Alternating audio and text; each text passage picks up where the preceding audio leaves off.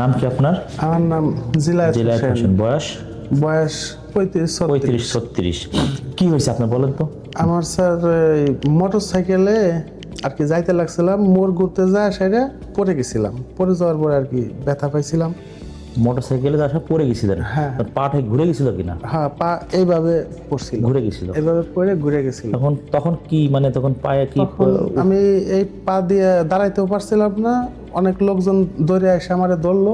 আমি তখন হাঁপায়া গেছিলাম আর কি। আমি বললাম যে আমারে ধরেন না। তখন আমার কাছে মনে হয়েছিল যে যদি বেশি টানাটানি করে আমি হয়তো স্টক মিস্টক করতে পারবো। আমি বলছিলাম যে আমার রেস্ট নিতে দেন। রেস্ট নিতে দেন, টানা হ্যাঁ হ্যাঁ। তারপরে লোকজন মনে করেন যে পানি টানি দিল, খাইলাম, খাইয়া দিয়ে আসতে দেরি।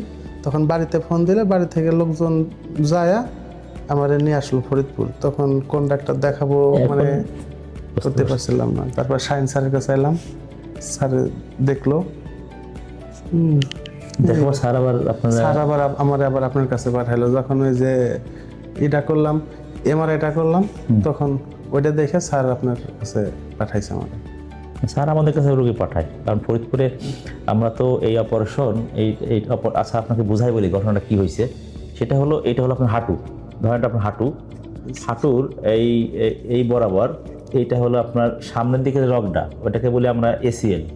আর পিছনের দিকে মানে ক্রস থাকে, তো ক্রস থাকে, এটা এসিএল। আর পিছনে যেটা, এটা হলো পিসিএল বলি, মানে পোস্টেরিয়রটা, পিছনের পাশটা আমরা মেডিকেলের ভাষায় বলি।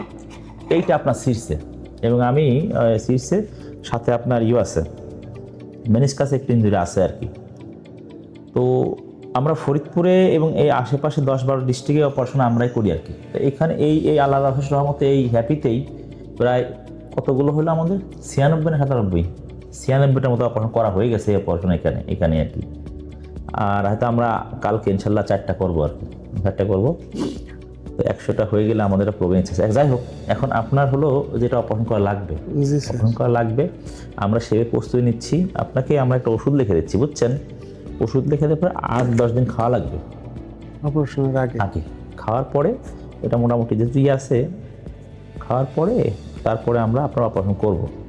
অপারেশনের ব্যাপারে আমাদের বক্তব্য খুবই ক্লিন কাট। সেটা হলো যে অপারেশন আপনাকে আমরা ভালো করতে পারবো ইনশাল্লাহ, কিন্তু অপারেশন পরবর্তীতে অপারেশন করাটা যেমন একটা জটিল ব্যাপার, অপারেশন পরবর্তীতে কিছু জটিল ব্যাপার আপনার, সেটা হলো আপনার ব্যায়াম করা লাগবে। আপনাকে ব্যায়াম করা লাগবে, আপনাকে নিয়ম করে মেনে চলা লাগবে, এবং আপনাকে ব্যায়াম করলে আপনার ফুল পা আগের মতো আশা করতেছি অনেকটাই ভালো হয়ে যাবে, এবং অনেকের 100% ভালো হয়ে যাবে, অনেকের এটা হয়ে যায়।